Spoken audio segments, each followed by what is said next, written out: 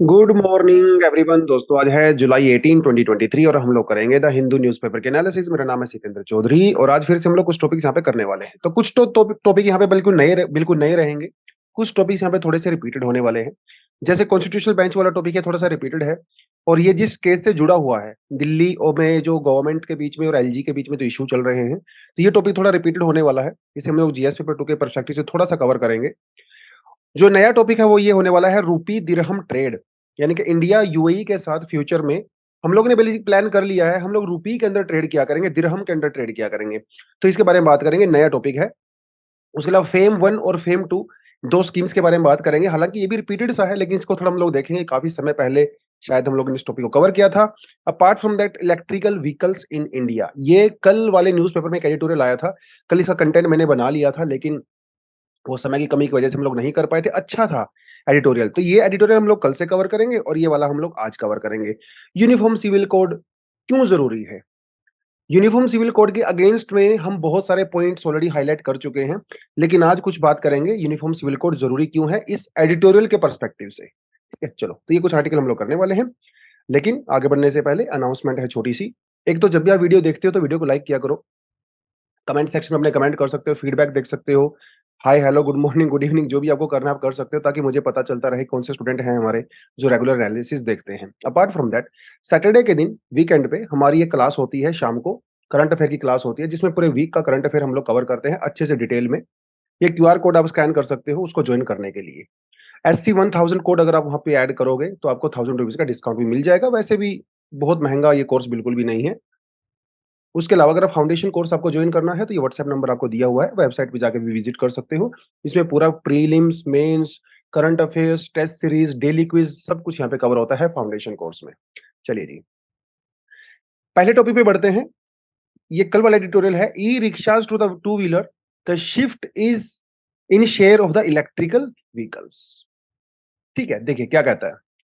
कहता है in India the number of electrical vehicles has increased from 2400 a decade ago to over 27 lakh of the July 2023। अगर आप 2013 की बात करें तो इंडिया में सिर्फ 2400 इलेक्ट्रिकल व्हीकल्स थे वही, और आज ये 27.4 लाख हो चुके हैं सिर्फ 10 साल में। बड़ी कमाल की चीज है, क्योंकि पिछले 8-10 साल में जो इलेक्ट्रिकल व्हीकल्स का क्रेज बढ़ा है ऑल ओवर द वर्ल्ड, और सिर्फ क्रेज नहीं, इसमें गवर्नमेंट की तरफ से जो इनिशिएटिव लिए गए हैं वो भी बहुत ज्यादा जरूरी होते हैं। तो इलेक्ट्रिकल व्हीकल्स क्यों चाहिए हमें? सवाल ये पूछा जाता है ना कि सरकार इतना प्रमोट क्यों कर रही है। सिर्फ इंडिया में नहीं, आप यूरोप में चले जाइए, अमेरिका में चले जाइए, ऑस्ट्रेलिया, साउथ कोरिया, हर जगह इलेक्ट्रिकल व्हीकल्स। अगले 10 साल में ऐसा माना जा रहा है कि दुनिया में शायद पेट्रोल डीजल वाले व्हीकल्स बनना ही बंद हो जाएंगे, सिर्फ इलेक्ट्रिकल व्हीकल्स ही चलेंगे। क्यों जरूरी है इलेक्ट्रिकल व्हीकल्स, खासकर इंडिया जैसी इकोनॉमी के लिए? सबसे बड़ी बात तो यह है कि हम हमारा जो ऑयल इंपोर्ट है हम बहुत ज्यादा करते हैं, तो हमारा जो बिल है वो बहुत ज़्यादा आता है। ऑयल आप जब इंपोर्ट करते हो तो आपको डॉलर में पे करना पड़ता है। डॉलर में जब आप पे करते हो तो इसका मतलब ये हुआ कि आपका जो फॉरेन एक्सचेंज रिज़र्व है वो कम हो जाता है, और फॉरेन एक्सचेंज रिज़र्व दोस्तों बहुत ज़्यादा ज़रूरी है। तो इलेक्ट्रिकल व्हीकल्स अगर हम लोग यूज़ करेंगे तो हमें ऑयल, पेट्रोलियम वगैरह इंपोर्ट नहीं करना पड़ेगा, हमारा फॉरेक्स रिज़र्व जो है वो बढ़ेगा। सबसे बड़ी बात तो ये है। दूसरी बड़ी बात, जो क्लाइमेट की हम लोग बात करते हैं। यस, एयर क्वालिटी इंप्रूव होगी, इसमें तो कोई डाउट ही नहीं है। आप जब पेट्रोल डीजल यूज करते हो तो ऑब्वियसली उसमें से तो हार्मफुल गैसेस ही निकलती हैं। एयर क्वालिटी इंप्रूव होगी तो हमारा जो क्लाइमेट चेंज के लिए जो कंसर्न है, जो स्टेप्स हैं पेरिस एग्रीमेंट या उसके बाद वाले जितने भी हुए हैं, तो उसको हम लोग डेफिनेटली यहाँ पे सस्टेनेबल डेवलपमेंट की तरफ जाएंगे। यस, ग्रीन हाउस गैसेस का एमिशन कम होगा, बहुत जरूरी है क्लाइमेट के लिए। और आप ये देखिए कि एक नया इंडस्ट्री ओपन अप हो रहा है इलेक्ट्रिकल व्हीकल्स में। ये इंडस्ट्री 10 साल पहले नॉन एग्जिस्टेंट था, जिसकी वजह से बहुत ज्यादा इकोनॉमिक अपॉर्चुनिटी भी हमारे सामने है। राइट, चाहे वो ट्रेनिंग वाले फील्ड में हो, चाहे वो एम्प्लॉयमेंट वाले फील्ड में हो, एक नया इंडस्ट्री ही ओपन हो गया है। हजारों लाखों लोगों को इसमें काम मिलता है, अपॉर्चुनिटी, और ये ग्लोबल अपॉर्चुनिटी है इंडिया के सामने। अगर आज हम लोग इलेक्ट्रिकल व्हीकल में एक अच्छा खासा होल्ड कर लेते हैं तो बहुत ज्यादा एक्सपोर्ट के चांसेस भी यहाँ पे है, क्योंकि Latin American, African economies, eastern European economies के अंदर बहुत चांस है एक्सपोर्ट करने का। इकोनॉमिक अपॉर्चुनिटी है हमारे सामने, और जो इंटरनेशनल कमिटमेंट है हमारा, ऑफ कोर्स वो तो हम लोग पूरा करेंगे ही, चाहे वो पेरिस हो, क्लाइमेट चेंज को लेके जो भी चीज़ें हों। तो बहुत ज़्यादा बेनिफिट है इसका और हमारी गवर्नमेंट ने कई सारे मेजर्स भी लिए हैं, ऐसी बात नहीं हम हाथ में हाथ धर के बैठे हुए हैं। भई इतने मतलब आप देखिए 2400 से ये 27 लाख वैसे ही थोड़ी हो गए हैं। सरकार ने मेजर्स लिए हैं ना, कौन-कौन से मेजर्स लिए हैं?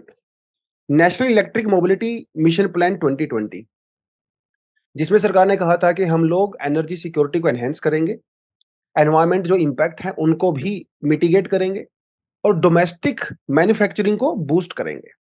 सिर्फ इंपोर्ट के ऊपर डिपेंड नहीं करेंगे और इसके सॉरी और हम लोगों ने क्या स्कीम चलाई? इसके अंदर हम लोगों ने स्कीम चलाई फेम, FAME स्कीम चलाई हम लोगों ने। ये 2015 में चलाई थी और इसका हम लोगों ने जो टारगेट रखा था 2019 रखा था। ये आपको मैं बताऊँगा इस पूरे स्कीम के बारे में। तो 2 स्कीम है हमारे पास फेम के अंदर फेज़ 1 और फेज़ 2 ये आपको अलग से मैं बताऊँगा। Apart from that ministry of power ने इलेक्ट्रिकल व्हीकल चार्जिंग इंफ्रास्ट्रक्चर के लिए गाइडलाइन इश्यू की है। मतलब इंडिया में इलेक्ट्रिकल चार्जिंग इंफ्रास्ट्रक्चर लगाना अब काफ़ी आसान हो गया है। जिसकी वजह से जो मॉडल बिल्डिंग बाय लॉज़ थे, उसके अंदर भी हम लोगों ने चेंज किया है। पहले इसके अंदर इलेक्ट्रिकल व्हीकल्स का इंफ्रास्ट्रक्चर इंक्लूड नहीं था, अभी हम लोगों ने वो भी इंक्लूड कर दिया। उसके अलावा इसरो के पास जो टेक्नोलॉजी थी लिथियम आयन बैटरी बनाने की, उसको कमर्शियलाइज़ कर दिया और बहुत सारी प्राइवेट कंपनीज़ को लाइसेंस दिए गए लिथियम आयन बैटरी बनाने के लिए, ताकि इंडिया में डोमेस्टिक बैटरी जो इंफ्रास्ट्रक्चर है वो अच्छा हो। जीएसटी में भी हम लोगों ने बहुत सारे एरियाज़ में जो इलेक्ट्रिकल व्हीकल्स के और चार्जिंग स्टेशंस के बारे में होते हैं, उसमें टैक्स हम लोगों ने रिड्यूस किया है। अपार्ट फ्रॉम दैट पब जो प्रोडक्शन लिंक इंसेंटिव जो स्कीम है, वो भी हम लोग चला रहे हैं। लेकिन इतने सारे एफर्ट लेने के बाद भी अब ऐसा तो नहीं अभी सारी चीज़ें बढ़िया हो जाएँगी। तो there are many challenges also. Yes, कौन-कौन से चैलेंजेस हैं जब हम लोग बात करते हैं इलेक्ट्रिकल व्हीकल्स के इंडिया में जितना प्रमोट होना चाहिए था, उतना प्रमोट नहीं हो पाया। सबसे बड़ी बात तो ये है कि भई गवर्नमेंट जो सब्सिडी है जो टैक्स इंसेंटिव्स हैं, वो बहुत ज़रूरी है ना? सब्सिडीज़ और टैक्स इंसेंटिव्स, इनके बिना तो काम नहीं चलने वाला है। हालाँकि कोशिश कर रही है सरकार देने की इंसेंटिव्स वगैरह, लेकिन जितने हमें चाहिए उतने नहीं हो रहे हैं। यस, एक यहाँ पे बड़ी चीज़ है इलेक्ट्रिकल सोर्स की। आप इलेक्ट्रिकल व्हीकल प्रमोट कर रहे हो, ठीक है, आप करिए बढ़िया से, लेकिन उसके लिए जो बिजली आती है, यार वो भी तो क्लीन सोर्स से आनी चाहिए ना। अब पता चले आपने इलेक्ट्रिकल व्हीकल तो खरीद लिया, बैटरी आपने चार्जिंग पे लगा दी, लेकिन वो इलेक्ट्रिकल सोर्स वो सोर्स क्या है? वो है coal based thermal power plant, तो इसका तो कोई बेनिफिट नहीं हुआ, राइट? क्योंकि अल्टीमेटली तो आप ग्रीन हाउस गैस ही रिलीज़ कर रहे हो, अल्टीमेटली तो आप फॉसिल फ्यूल के ऊपर ही डिपेंड कर रहे हो, तो ये सबसे बड़ा यहाँ पे दिक्कत है। अपार्ट फ्रॉम दैट हमारे यहाँ पे जो चार्जिंग इंफ्रास्ट्रक्चर है, चार्जिंग स्टेशंस हैं, आज भी वो बहुत ही ज़्यादा इनिशियल स्टेज में है। बहुत दूर-दूर 100, 150, 200 किलोमीटर पे आपको कोई ना कोई चार्जिंग स्टेशन देखने को मिलता है। तो जो कि थोड़ी-थोड़ी दूरी पे अगर चार्जिंग स्टेशंस होंगे, तो डेफिनिटली ज़्यादा लोग एनकरेज होंगे इलेक्ट्रिकल व्हीकल्स परचेज़ करने में क्योंकि लॉन्ग लॉन्ग डिस्टेंस आपको ट्रैवल करना है, इलेक्ट्रिकल चार्ज अगर स्टेशन नहीं मिलता है, तो क्या बेनिफिट है? उसका तो वैसे भी कोई बेनिफिट नहीं है। और ये चार्जिंग स्टेशंस पास-पास भी होने चाहिए और चार्जिंग फास्ट भी होनी चाहिए, राइट? उसके अलावा value chain, value supply chain ये बहुत ज़रूरी है, क्योंकि अगर आपको लोकल इंडस्ट्री अगर आपको बढ़ानी है, ग्रो करना है, तो उसमें फिर आपको जो रेयर अर्थ एलिमेंट्स हैं, जैसे लिथियम हो गया, कोबाल्ट हो गया, निकल वगैरह, राइट? उनकी सप्लाई को एन्श्योर करना पड़ेगा। भाई सीधी-सी बात है बैटरी अगर आपको बनानी है, तो मटेरियल तो चाहिए ना उसके लिए। आपको कोबाल्ट वगैरह चाहिए, वो कहाँ से आएगा? इंडिया में तो नहीं होता है वो तो बाहर से ही आएगा। मोस्टली चाइना के ऊपर डिपेंड करते हैं हम लोग। तो उसको भी एन्श्योर किया जाना बहुत ज़रूरी है, ताकि फ्यूचर में इस तरह की चीज़ें ना हो, कोई मान लो वॉर हो जाए, कोई टेंशन हो जाए, चाइना जो है वो ब्लॉक कर दे, तो वो हमारे लिए बहुत ज़रूरी है। और उसके अलावा हमारे पास यहाँ पे स्किल्ड मैन पावर की भी कमी है। ये भी एक बहुत बड़ा फैक्टर है क्योंकि नया इंडस्ट्री है, अभी स्कूल्स, कॉलेजेस वगैरह में या जो प्रोफेशनल कोर्सेज़ होते हैं, वहाँ पे अभी जब हम लोग रिपेयर या इलेक्ट्रिकल व्हीकल्स की रिपेयर की बात करें या फिर बैटरी मैन्युफैक्चरिंग की बात करें, तो अभी तक हमारे पास वो ट्रेन्ड मैन पावर भी नहीं है, जिसकी वजह से सारी कमियाँ यहाँ पे नज़र आती हैं। तो क्या कर सकते हैं? सॉल्यूशन क्या है इन सारी चीज़ों का? देखिए, जब हमें प्रॉब्लम पता है, तो सॉल्यूशन हमें ऑलमोस्ट खुद ही पता चल जाते हैं। सॉल्यूशन यही है, पहली बात तो जो अपफ्रंट कॉस्ट है, आप उसको रिड्यूस करिए। मतलब आप इलेक्ट्रिकल व्हीकल खरीदने जाते हो, पहली बात तो इलेक्ट्रिकल व्हीकल महँगा होता है, नॉर्मल व्हीकल से। अगर आपका नॉर्मल व्हीकल 5 लाख का है, तो इलेक्ट्रिक व्हीकल कम से कम साढ़े 7-8 लाख का होता है। अब आम आदमी तो नहीं खरीद सकता, वही आदमी खरीदेगा जिसके पास खूब सारा पैसा होगा। आम आदमी को अगर आपको बढ़ानी है इसकी परचेज़िंग बढ़ानी है, तो डेफ़िनिटली जो अपफ्रंट कॉस्ट है, जो डाउन पेमेंट होती है, उसको आप रिड्यूस करिए, सब्सिडीज़ को बढ़ाइए, जो रोड टैक्स वगैरह होता है, उसको कम करिए और जीएसटी इलेक्ट्रिकल व्हीकल्स पे और कम करने की रिक्वायरमेंट है। जो फेम 2 स्कीम है, जो कि 2024 तक 22 तक थी, इसको और ज़्यादा एक्सटेंड करने की ज़रूरत है। हालाँकि सरकार ने इसको 2024 तक एक्सटेंड कर दिया है अभी, फेम 2 स्कीम को, बिकॉज़ 2 साल हमारा कोविड की वजह से बर्बाद हो गया। लेकिन सिर्फ इसके ऊपर डिपेंड नहीं रहना है। कुछ अल्टरनेटिव टेक्नोलॉजीज़ को भी हम लोगों को एक्सप्लोर करने की रिक्वायरमेंट है। जैसे हाइड्रोजन बेस्ड व्हीकल्स, ये भी तो साथ-साथ चलना है, फ्यूचर तो यही है ना। और इंडिया तो कह रहा है कि भई हम लोग हाइड्रोजन इकोनॉमी बनेंगे 2070 में, तो उसके लिए आज से काम करने की रिक्वायरमेंट है आपको। और accelerating the extraction of the lithium resources in India, Jammu-Kashmir के अंदर लिथियम रिसोर्सेज को डिस्कवर किया गया है। जल्दी से जल्दी माइनिंग शुरू करिए। तो लिथियम रिसोर्स अगर डोमेस्टिक होगा तो डेफिनिटली इकोनॉमी खुद ही ग्रो करेगी। और जो सेफ्टी स्टैंडर्ड्स हैं वगैरह वो मजबूत करने की हमारे यहाँ पे रिक्वायरमेंट है। एनकरेजिंग द फाइनेंशियल इंस्टीट्यूशंस, क्योंकि अगर मान लो आपको कल कोई स्टार्टअप खोलते हो इलेक्ट्रिकल व्हीकल बैटरी वगैरह बनाने का, तो उसके लिए ईज़िली आपको क्रेडिट नहीं मिलता है। तो वो क्रेडिट इंस्टीट्यूशंस को और ज़्यादा रिलैक्सेशन यहाँ पे करनी चाहिए। Apart from that priority lens वगैरह आप कर सकते हो, रिजर्व पार्किंग कर सकते हो इलेक्ट्रिकल व्हीकल्स के लिए, ताकि लोग जो है उसके लिए थोड़ा-सा एनकरेज हो। बेसिकली लोगों को एनकरेज करना, भैया ज़्यादा से ज़्यादा इलेक्ट्रिकल व्हीकल खरीदिए। लोग नहीं खरीद रहे हैं क्योंकि चार्जिंग स्टेशंस नहीं है, महँगा है, सब्सिडी कम है, राइट? इन सारी चीज़ों की वजह से लोग नहीं खरीदते हैं। दूसरी बात, अगर इलेक्ट्रिकल लोग व्हीकल खरीद भी रहे हैं, तो वो ज़्यादातर पर्सनल यूज़ के लिए खरीद रहे हैं या कमर्शियल पर्पज़ के लिए खरीद रहे हैं। ये भी एक इम्पोर्टेंट ज़रूरी चीज़ होती है। हमारे यहाँ पे यूजुअली जो इलेक्ट्रिकल व्हीकल्स हैं इंडिया में वो टू व्हीलर्स हैं, राइट? या फिर थ्री व्हीलर्स हैं, सबसे ज़्यादा तो थ्री व्हीलर्स ही हैं, रिक्शा वगैरह।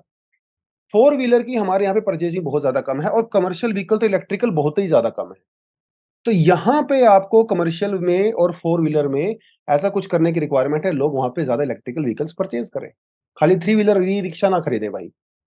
तो ये सब के लिए ज़रूरी है इंफ्रास्ट्रक्चर बढ़ाएँ, चीज़ों को थोड़ा-सा सस्ता करें, डोमेस्टिक मैन्युफैक्चरिंग करें। क्योंकि आप डोमेस्टिक मैन्युफैक्चरिंग करते हो तो चीज़ें ओवरऑल सस्ती हो जाती हैं खुद ब खुद, राइट? तो ये जो फेम 1 और फेम 2 स्कीम है, ये जानना आपके लिए बहुत ज़रूरी है। बहुत इंपॉर्टेंट है, प्रीलिम्स हो चाहे मेन्स हो। बहुत ज़रूरी है और इस तरह की इमर्जिंग टेक्नोलॉजी होती हैं, वो तो वैसे भी एग्ज़ाम में बहुत इंपॉर्टेंट होते हैं यूपीएससी में, चाहे वो डिजिटल हो, चाहे वो इलेक्ट्रिकल हो, इमर्जिंग टेक्नोलॉजीज़ और ये इलेक्ट्रिकल व्हीकल्स अभी एक इमर्जिंग टेक्नोलॉजी ही है। तो न फेम जो है it's a part of national electric mobility mission plan. ये 2 फेज़ में लॉन्च किया गया था। पहला फेज़ जो 2015 में स्टार्ट हुआ था, 31 मार्च 2019 तक। जब ये खत्म हो गया फिर हम लोगों ने फेज़ 2 शुरू किया। इसकी जो लिमिट थी वो 2022 तक थी, लेकिन अभी इसको हम लोगों ने 2024 तक जो है वो कर दिया है। जो फेम स्कीम है इसके अंदर हम लोग सिर्फ इलेक्ट्रिक ही नहीं बल्कि हाइब्रिड व्हीकल्स को भी प्रमोट करते हैं। हाइब्रिड व्हीकल वो होते हैं जो इलेक्ट्रिक पे और ऑयल पे, पेट्रोल पे दोनों पे चलते हैं, डीज़ल वगैरह पे, मिक्स रहता है। तो mild hybrid, strong hybrid, plug in hybrid, battery electric vehicles वगैरह सबको प्रमोट करने का काम करता है। और जो डिपार्टमेंट ऑफ हेवी इंडस्ट्री है, ministry of heavy industry and the public enterprise के अंदर में है, वो इसके अंदर मॉनिटरिंग अथॉरिटी होती है। तो 4 चीज़ों के ऊपर जो है फोकस किया जाता है फेम के अंदर।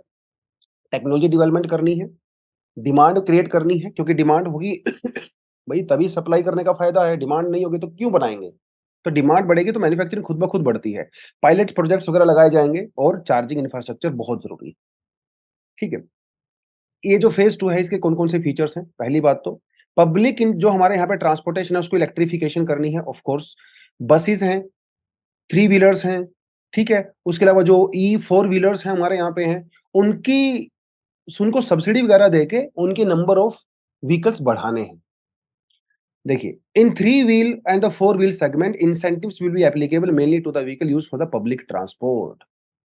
जैसे दिल्ली में या कहीं पे भी जो पब्लिक ट्रांसपोर्टेशन आजकल बसेस यूज़ हो रही हैं, वो तो पूरी इलेक्ट्रिक ही हो गई हैं, जो कमर्शियल पर्पज़ के लिए यूज़ की जा रही हैं या फिर पब्लिक ट्रांसपोर्ट के लिए यूज़ की जा रही हैं।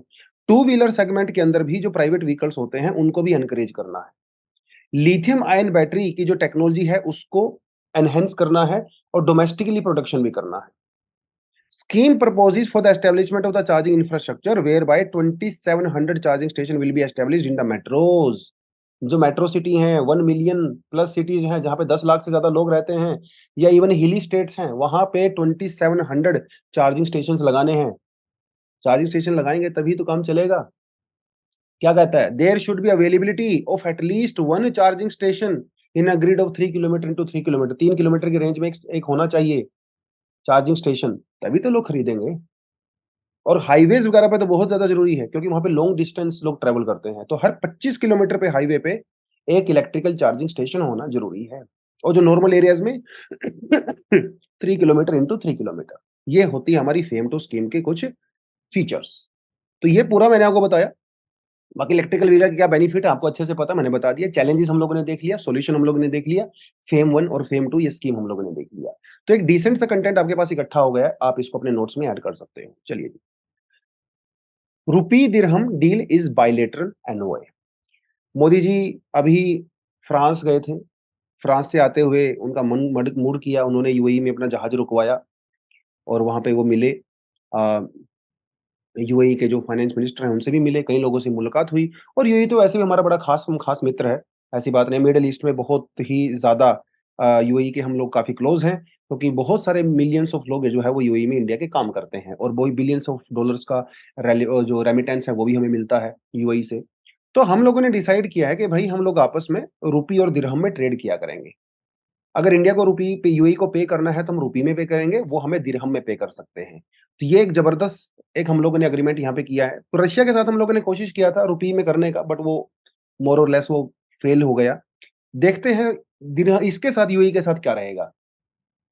लेकिन वही है, अमेरिका जब यूरोप की बात करते हैं, देखिए मोस्टली जो इंटरनेशनल ट्रेड होती है, या तो डॉलर में हो रही है, यूरो में हो रही है, मोस्टली तो डॉलर में ही होती है 67% तो। तो अमेरिका को इससे अपोज़ हो सकता है। तो इन्होंने ये कहा है, यूएई के मिनिस्टर साहब ने ये कहा है कि देखिए ये एक बायलैटरल ट्रेड है। ये कोई ट्राइलेटरल, मल्टीलेटरल ट्रेड नहीं है। ये 2 देशों का आपस में मामला है। और ऐसा भी नहीं है कि हम लोग 100% ट्रेड ही रुपये में करेंगे। कुछ एरियाज़ में हम लोग रुपये को यहाँ पे इंक्लूड करने की कोशिश करेंगे। ऐसा इन्होंने कहा है कि किसी को चिंता करने की ज़रूरत नहीं है। हम लोग डी-डॉलराइज़ नहीं कर रहे हैं। ताकि क्योंकि अमेरिका से भी रिलेशन बनाना वो ज़रूरी है ना। तो इनका यही कहना है कि भैया जो है it does not carry any agenda to de-dollarize. हमें अमेरिका से कोई दुश्मनी नहीं है, डॉलर से कोई दुश्मनी नहीं है। ये हम लोग सिर्फ़ बायलैटरल भाईचारे के लिए इसको कर रहे हैं, ताकि जो ट्रांज़ैक्शन कॉस्ट है वो कम हो जाए। इंडिया यूएई के बीच में जो ट्रेड होती है बाय जो ट्रांज़ैक्शन अभी देखिए ट्रांज़ैक्शन डॉलर में होती है। तो डॉलर में जब भी ट्रांज़ैक्शन होगी तो आपको थर्ड पार्टी को इन्वॉल्व करना पड़ेगा। किसी अमेरिकन बैंक को इन्वॉल्व करना पड़ेगा, क्योंकि अमेरिकन बैंक के बिना इंटरनेशनल डॉलर ट्रेड इम्पॉसिबल होती है। तो इन्होंने कहा उसकी वजह से ट्रांज़ैक्शन फीस लगती है।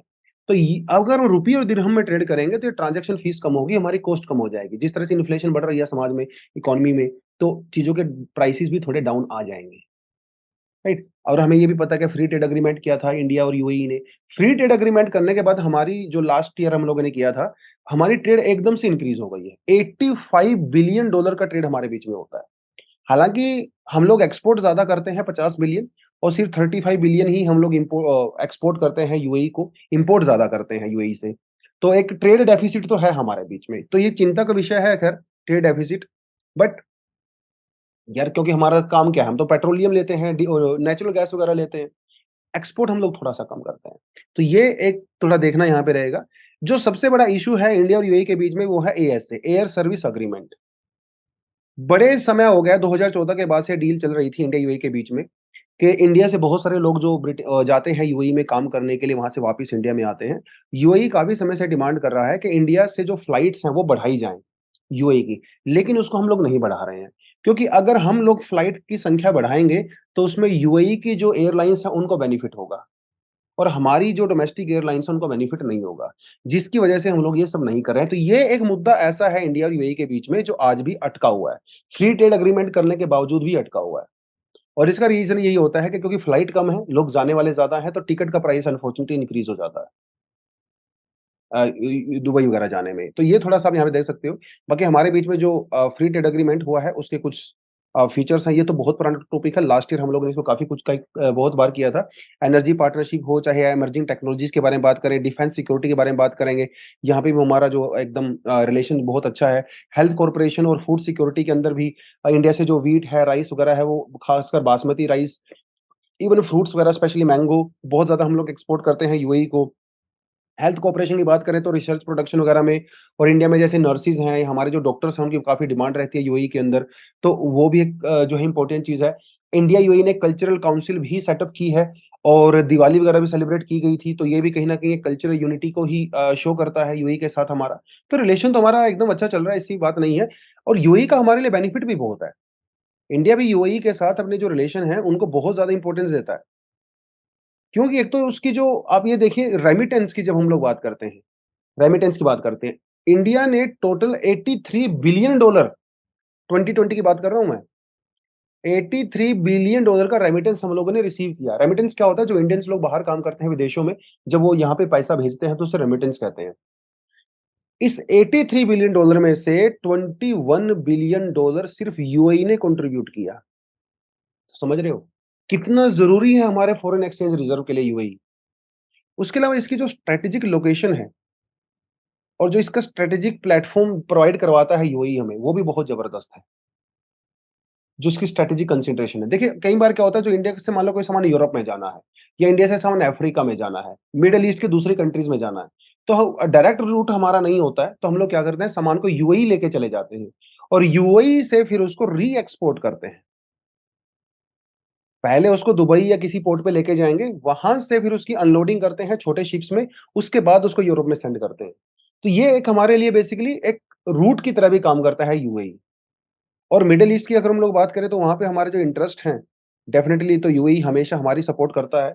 जब भी मिडल ईस्ट में किसी तरह की बात आती है और इंडियन ओशन रीजन के अंदर भी हमेशा काफ़ी सपोर्ट करता है यूएई। और अफ्रीका की अगर हम लोग बात करें, तो अफ्रीका की मार्केट को एक्सेस करने के लिए यूएई एक बहुत इंपॉर्टेंट रोल हमारे लिए प्ले करता है। और कई सारे रीजनल ग्रुपिंग्स हैं, जैसे ऑर्गेनाइजेशन ऑफ इस्लामिक कंट्रीज़, वहाँ पे भी जो है यूएई हमें सपोर्ट करता है।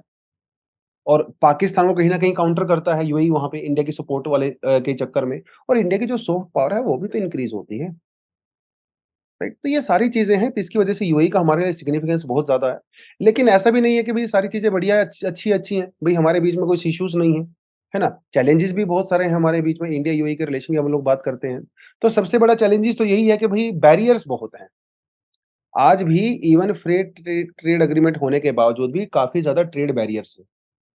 चाहे आप उसमें चाहे आप उसमें क्वालिटी कंट्रोल की बात करें, चाहे आप उसमें जो है इम्पोर्ट ड्यूटी, एक्सपोर्ट ड्यूटी की बात करें, या फिर आप उसमें खासकर जैसे जैसे मीट हो गया, या फिर जो अ, जो बेवरेजेज़ हो गई, खासकर अल्कोहलिक बेवरेजेज़ जो होती हैं, उनके ऊपर आज भी काफ़ी बैरियर वहाँ पे नज़र आते हैं। या फिर अगला हम लोग जब फूड एक्सपोर्ट करते हैं, बासमती राइस, मैंगो या फ्रूट जो भी, उनका जो क्वालिटी स्टैंडर्ड्स हैं वो बहुत हाई हैं।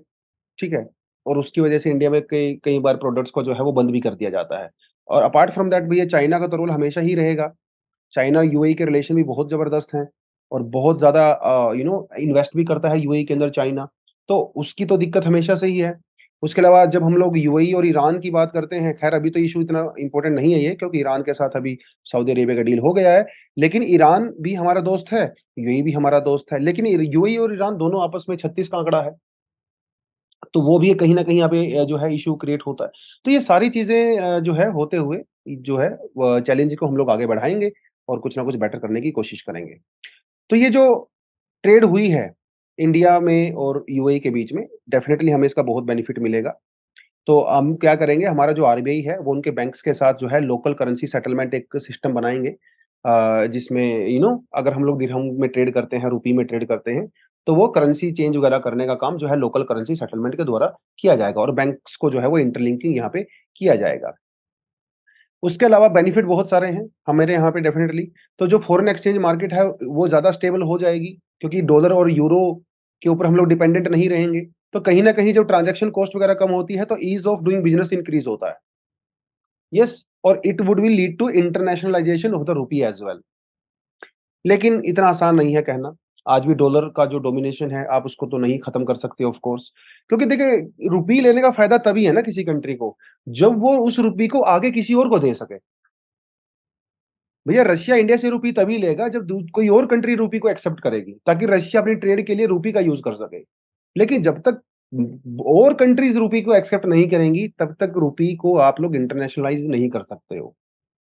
ये यहाँ पे बहुत इंपॉर्टेंट रोल है कि जो यूएई के बिज़नेसमैन हैं, इवन इंडिया के जो बिज़नेसमैन हैं, क्या हम लोग दिरहम और रुपये को एक्सेप्ट करेंगे? सरकार ने तो बोल दिया, लेकिन बोलने से थोड़ी ना कुछ होता है। जो रुपये का फ्लो है, वो कैसा रहेगा? रुपये की जो फ्लक्चुएशन है, वो कैसी रहेगी? क्योंकि रुपये काफ़ी वोलेटाइल करेंसी है, बहुत ज़्यादा ऊपर-नीचे चली जाती है। तो वो उसकी वजह से थोड़ा रिस्क तो यहाँ पे रहेगा। बाकी लेट्स होप कुछ ना कुछ फ्यूचर में बढ़िया करेंगे हम लोग और करने की कोशिश भी कर रहे हैं। तो ये थोड़ा-सा आप यहाँ पे देख सकते हो। चलिए जी। 3-4 दिन पहले भी हम लोगों ने टॉपिक किया था मल्टी डायमेंशनल पॉवर्टी इंडेक्स वाला, जब यूएनडीपी की रिपोर्ट आई थी। ये रिपोर्ट बिल्कुल वैसी है। United Nation Development Programme multi dimensional poverty के लिए जो स्टैंडर्ड अपनाता है, वही इंडिया का नीति आयोग भी सेम अपनाता है, वही इंटरनेशनल स्टैंडर्ड। और उसके बेसिस पे नीति आयोग का ये कहना है कि 13.5 करोड़ लोग मल्टी डायमेंशनल पॉवर्टी से बाहर आ चुके हैं, एज पर latest national family health survey 2019 and 21। Bihar में आप देखिए, पिछले सर्वे में 51% मल्टी डायमेंशनल पॉवर्टी इंडेक्स के अंदर आते थे, अभी जो है 3.7%। अभी भी हैं बहुत ज़्यादा पुअर लोग, लेकिन पहले से कम हुआ ही है ना। आप झारखंड में देख लीजिए, मेघालय में 32 से 27, उत्तर प्रदेश में 37 से 22, मध्य प्रदेश में 36 से 20। तो मल्टी पॉवर्टी डिक्लाइन हुई है, इसमें कोई डाउट नहीं है। 2015 और 2019 के बीच में as per NITI Aayog, India में जो नंबर ऑफ पुअर हैं, मल्टी डायमेंशनल पुअर, देखिए पुअर का मतलब सिर्फ पैसे से नहीं है, वो तो सिंगल डायमेंशनल होती है। मल्टी डायमेंशन मतलब रुपये के अलावा और चीज़ें भी ऐड हम लोग यहाँ पे करते हैं। तो 2015-16 में 24.85% लोग इंडिया में मल्टी डायमेंशनल पुअर थे, अब इनकी संख्या घट के 14.96 हो गई है। तो 13.5 crore people came out of multi dimensional poverty as per NITI Aayog. इसमें रूरल एरिया को सबसे ज़्यादा बेनिफिट हुआ है। पिछले सर्वे में 32.59% लोग पुअर थे और इस बार ओनली 19.28%। सबसे ज़्यादा जो पुअर हैं बिहार, उत्तर प्रदेश, मध्य प्रदेश, उड़ीसा और राजस्थान। दिल्ली, केरला, गोवा और तमिलनाडु में सबसे कम जो है मल्टी डायमेंशनल पुअर लोग रहते हैं। ये भी जानना बहुत ज़रूरी है। बिहार, झारखंड, मेघालय, उत्तर प्रदेश, मध्य प्रदेश में टॉप हैं, जहाँ पे सबसे ज़्यादा पुअर लोग रहते हैं परसेंटेज के टर्म में भी। 12 इंडिकेटर्स इंक्लूड किए जाते हैं। कौन-कौन से हैं इंडिकेटर्स मैं आपको दिखा देता हूँ, ये देखिए। Nutrition 1, child mortality 2, 3, 4, 5, 6, head count ratio, school attendance, cooking fuel, sanitation, drinking water, electricity, housing assets.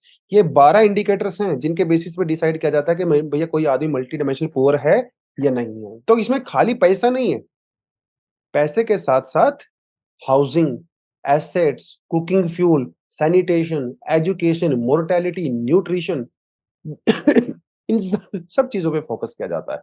इसीलिए इसे मल्टी डायमेंशनल कहते हैं, क्योंकि there are many dimensions involved here. एक डायमेंशन होती तो वो तो सिंपल होता है, इसीलिए ज़रूरी है, राइट? और ये तो हम लोगों ने कंटेंट पहले ही किया था। ये देखिए, ये कंटेंट परसों वाला है जो हम लोगों ने किया था। तो यूनाइटेड नेशन जो डेवलपमेंट प्रोग्राम है, उसने भी इंडिया की काफ़ी तारीफ़ की है कि पिछले 15-20 सालों में इंडिया में बहुत ज़्यादा लोग जो हैं वो आधे से ज़्यादा भी वो पॉवर्टी से बाहर आ चुके हैं। तो ये कंटेंट आपके लिए है, परसों मैंने दिया था। और ये जो थोड़ा-सा जो वेटेज के हिसाब से, ये जो 12 इंडिकेटर है ना अपने 1, 2, 3, 4, 5, 6, 7, 8, 9, 10, 11 और 12, ये 12 इंडिकेटर्स के बेसिस पे वेट दिया जाता है। हर इंडिकेटर को बराबर वेटेज नहीं है, किसी को कम है, किसी को ज़्यादा है। तो जो शुरुआत वाले हैं, न्यूट्रिशन, चाइल्ड मोर्टेलिटी, स्कूलिंग और स्कूल अटेंडेंस, इनको सबसे ज़्यादा वेटेज दिया गया है। उसके अलावा फिर ये बाकी एसेट्स, इलेक्ट्रिसिटी, हाउसिंग जो है, इनको वेटेज काफ़ी कम दिया गया है। ठीक है? A person is a multi dimensional poor if he is deprived of 1/3 of the all the weighted indicators. तो ये टोटल मिला के 100 होता है।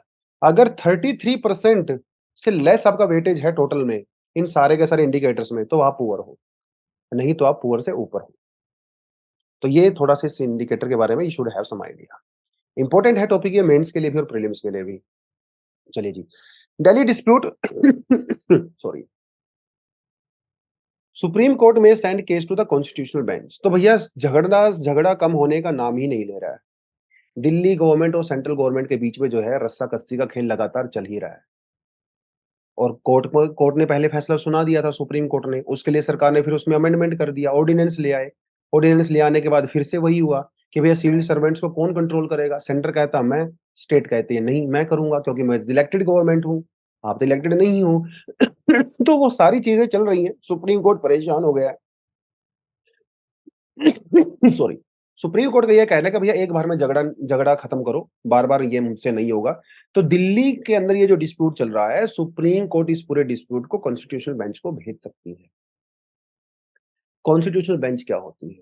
कॉन्स्टिट्यूशनल वो बेंच होती है जिसके अंदर 5 या उससे ज़्यादा जज होते हैं, ठीक है? 5, 7, 9, 11, ठीक है? 13, 15 वो तो उतनी बड़ी बेंच तो आज तक खैर बनी नहीं है 15-15 वाली तक तो, बट कॉन्स्टिट्यूशनल बेंच बहुत इंपॉर्टेंट होती है और ये हमारे कॉन्स्टिट्यूशन के अंदर आर्टिकल 143 के अंदर प्रोवाइड कराया जा सकता है।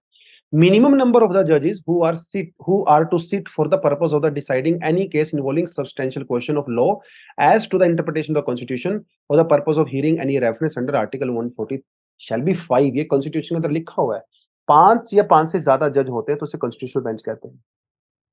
ठीक है जी, और ये एड होक बेसिस पे होता है, परमानेंट नहीं होता है, टेम्परेरी होता है। जिस पर्टिकुलर केस के लिए कॉन्स्टिट्यूशनल बेंच बनाई जाती है वो केस सोल्व होने के बाद उसको खत्म कर दिया जाता है। अगर आपको कुछ याद हो पॉलिटी वगैरह आपने पढ़ी हो, तो कुछ 1-2 केसेज़ का नाम बताएँ मुझे कमेंट सेक्शन में, जहाँ पे कॉन्स्टिट्यूशनल बेंच जो है बनाई गई थी। इम्पोर्टेंट होती है कॉन्स्टिट्यूशनल बेंच जितनी भी बनाई गई है आज तक, आपको उनके केसेज़ के बारे में पता होना चाहिए। चलिए जी, इसके बारे में इतना ही था, कुछ खास नहीं है इस टॉपिक में। A common civil code spelling equality for the Indian every Indian. तो इस आर्टिकल के अंदर बेसिकली एक इकोनॉमिस्ट हैं और बालाकृष्णन जी, तो इन्होंने कहा है कि भैया यूनिफॉर्म सिविल कोड इंडिया में ज़रूरी है। क्यों ज़रूरी है? इसके लिए इन्होंने कुछ आर्गुमेंट यहाँ पे दिए हैं। इनका ये कहना है कि पहली बात तो इंडिया में डिबेट किया जाना बहुत ज़रूरी है। चाहे कोई टॉपिक कितना ही कंट्रोवर्शियल हो, कम से कम डिबेट तो करें। डिबेट करेंगे तो सॉल्यूशन भी निकलेगा और ये अच्छी बात है कि कम से कम एक डिबेट शुरू हुई है यूनिफॉर्म सिविल कोड को लेके। पहली बात ये जो जितने भी कोड हैं, देखिए इंडिया में क्या है, क्रिमिनल कोड और सिविल कोड। ये पर्सनल भी कोड भी आप यहाँ पे कह सकते हो। अलग-अलग रिलीजन जो है अपने-अपने जो कस्टमरी लॉज़ होते हैं उसको अपने रिलीजन के हिसाब से डिसाइड करते हैं। चाहे वो शादी हो, डिवोर्स हो, अडॉप्शन हो, इनहेरिटेंस हो, वो सब पर्सनल लॉज़ के हिसाब से होते हैं। लेकिन क्रिमिनल कोड इंडिया में पर्सनल नहीं है, क्रिमिनल कोड इंडिया में यूनिफ़ॉर्म है, सबके लिए बराबर है। अब अगर आप मर्डर करोगे, डज़न्ट मैटर आप कौन से रिलीजन से बिलॉन्ग करते हो, आपको सज़ा मिलेगी बराबर। हाँ, वो बात अलग है कि सलमान खान जैसे लोग फिर वो हिरण-विरण को मार के अलग निकल जाते हैं। मेरे जैसा आदमी अगर गलती से हिरण को मार दे तो भाई मुझे तो लाइफ इम्प्रिजनमेंट हो जाएगी। वो एक अलग चीज़ है लेकिन कम से कम ऑन द पेपर्स आप ये कह सकते हो कि इक्वालिटी है। इनका ये कहना है कि जो पर्सनल लॉज़ हैं वो ब्रिटिश कॉलोनियल गवर्नमेंट की कहीं न कहीं उनकी स्ट्रैटेजी थी जिसका हम लोग कहते हैं डिवाइड एंड रूल। उन्होंने पर्सनल लॉज़ को अलग-अलग रखा ताकि हिंदू, मुस्लिम, क्रिश्चियंस और दूसरे रिलीजन के बीच में वो डिवाइड बना रहे। अब भाई क्रिमिनल में तो यूनिफॉर्मिटी है ना, किसी को कोई दिक्कत नहीं। देखिए, क्रिमिनैलिटी वाले केसेज़ में भी अलग-अलग रिलीजन में क्रिमिनल्स को डील करने का अलग-अलग तरीका है। हिंदूज़ में भी है, मुस्लिम्स में भी है, सभी में है। लेकिन वहाँ पे तो किसी को कोई दिक्कत नहीं। जब बात सिविल कोड की आती है तो यहाँ पे दिक्कत हो जाती है। यहाँ पे आप कह रहे हो कि जी ये तो हमारे लिए डिस्क्रिमिनेशन हो गया, ये हो गया, वो हो गया, अलग-अलग चीज़ें। तो इनका ये कहना है कि ये जो पूरी पॉलिसी थी डिवाइड एंड रूल के तहत ये ब्रिटिशर्स लोगों की देन थी, कि पर्सनल लॉज़ को अलग-अलग रखा, ताकि ये लोगों के बीच में एकता की भावना आए ही ना। Divide and rule. फिर ये इन्होंने थोड़ा-सा ना सार्काज़्म भी यहाँ पे किया है। इंडिया में जितने भी पर्सनल लॉज़ हैं डज़न्ट मैटर व्हिच रिलीजन, सभी के अंदर एक यूनिफ़ॉर्मिटी तो है। वो यूनिफ़ॉर्मिटी क्या है कि महिलाओं को अधिकार कोई भी धर्म नहीं देता है। When it comes to personal laws, महिलाओं के अधिकार की किसी भी धर्म के अंदर पूरी तरह से प्रोटेक्शन नहीं की गई। जितने भी पर्सनल लॉज़ हैं सब पैट्रियार्कल माइंडसेट वाले हैं। जैसे हिंदूज़ की अगर बात करें, हिंदू में जो आदमी होता है मैन वो जो हिंदू अनडिवाइडेड जो फैमिली होती है, जो जॉइंट फैमिलीज़ होती हैं, उनका कर्ता होता है। यानी कि मर्द को अधिकार है, वो हेड होगा फैमिली का और जो प्रॉपर्टी होती है, जो बिज़नेस होता है, वो हेड करेगा, फीमेल नहीं कर सकती। हालाँकि कोर्ट ने इसमें डिसीज़न सुनाया है अभी, लेकिन पर्सनल लॉज़ के अंदर तो चेंज नहीं किए गए। और उसी तरह से जैसे मुस्लिम के अंदर वीमेन को जब डिवोर्स मिलता है, तो उसे सिर्फ़ कुछ समय के लिए ही उसको मेंटेनेंस दिया जाता है। जब तक वो दूसरी शादी नहीं करती, उसके बाद उसको मेंटेनेंस नहीं मिलता। और अलग-अलग धर्मों में अलग-अलग होता है, जैसे इम्पोटेंसी बात करें तो इम्पोटेंसी कुछ धर्मों में डिवोर्स का कारण बन सकती है, लेकिन कुछ धर्मों में नहीं होती है। ये इस तरह की चीज़ें भी यहाँ पे होती हैं। इंडिया में कई सारे ट्राइब्स ऐसे हैं जैसे वीमेन को बिल्कुल भी अधिकार नहीं है inheritance of property. Parsi women अगर आउटसाइड पारसी के साथ शादी करती है, तो उसे उसके पारसी धर्म से निकाल दिया जाता है। इनमें सब में क्या कॉमन? कॉमन है वीमेन डिस्क्रिमिनेशन। तो पर्सनल लॉज़ में भी यूनिफ़ॉर्मिटी है, लेकिन वो गलत यूनिफ़ॉर्मिटी है। महिलाओं के साथ हर जगह पे जो है कहीं न कहीं डिस्क्रिमिनेशन हो रहा है और एलजीबीटी कम्युनिटी को तो आप कंसिडर ही नहीं कर रहे हो। चाहे कोई भी धर्म का पर्सन लो हो, एलजीबीटी कम्युनिटी को तो आप कंसिडर ही नहीं कर रहे हो और ये बहुत बड़ी कम्युनिटी है। तो डिस्क्रिमिनेशन भरा पड़ा है। पर्सनल लॉज़ के अंदर। तो इसीलिए इसको दूर किया जाना ज़रूरी है और यूनिफ़ॉर्म सिविल कोड लिया जाना बहुत ज़रूरी है। ये ज़रूरत है। Why this UCC is needed? India is not a federation of religions. जब हम लोग डाइवर्सिटी की बात करते हैं, यूनिटी इन डाइवर्सिटी की बात करते हैं, अरे! India is not a federation of religion, India is a secular country, we are a democracy. तो we need to focus more on secular practices rather than religious practices. और women को तो equality कहाँ है? कहीं भी नहीं है। जब क्योंकि सारे के सारे पर्सनल लॉज़ तो कहीं न कहीं पैट्रियार्कल माइंडसेट वाले हैं। कुछ लोग ये कहते हैं कि अरे यार ये जो पर्सनल लॉज़ हैं वो तो सदियों से चले आ रहे हैं। इसलिए ये ना सैक्रोसैंक्ट हैं, सेक्रेड हैं, जो लोग यूसीसी को अपोज़ करते हैं। अरे ऐसे तो कास्ट सिस्टम भी सदियों से चला आ रहा था। उसको तो हमारे लॉ मेकर्स ने हटा दिया। Untouchability, right? आप सती प्रथा की बात करिए, आप और कितनी सारी हमारे यहाँ पे प्रैक्टिसेस थी, child marriage and all that, right? उनको भी तो हटाया है ना। लोग तो जब उनको भी अपोज़ कर रहे थे। तो ये कहना कि सिर्फ़ और सिर्फ़ ये हमारे पुरानी प्रैक्टिसेस चली आ रही है इसलिए हम लोग छेड़खानी नहीं करेंगे, ये आर्गुमेंट सही नहीं है। बी आर अम्बेडकर जी ने यही कहा था कॉन्स्टिट्यूशनल असेंबली के अंदर कि धर्म को इतनी इम्पोर्टेंस नहीं देनी जानी चाहिए पॉलिटिकल अरेंजमेंट्स के अंदर। We are a secular country. We need to work on the democratic principle such as liberty, equality and dignity rather than religion. ऐसा अम्बेडकर जी ने कहा था। कॉन्स्टिट्यूशनल प्रिंसिपल ज़्यादा इम्पोर्टेंट हैं rather than religious freedoms. We are secular country और ऐसा हुआ भी। हमारे कोर्ट्स ने, इंडियन कोर्ट्स ने बार-बार कहा है कि जब धर्म के बीच में और कॉन्स्टिट्यूशनल प्रिंसिपल्स के बीच में बात आएगी तो कॉन्स्टिट्यूशनल प्रिंसिपल्स हमेशा प्रायोरिटी पे रहेंगे रादर देन धर्म। और ऐसा हुआ भी है। जैसे टेंपल एंट्री की बात करें, अवर्नास को टेंपल एंट्री नहीं दी जाती थी, लेकिन कोर्ट ने कहा कि नहीं ये गलत है। टेंपल वाले कह रहे हैं सर ये तो हमारी हज़ारों साल की प्रैक्टिस है, आप इसे चेंज नहीं करते, तो उन्होंने कहा कि नहीं, ये डिस्क्रिमिनेटरी है।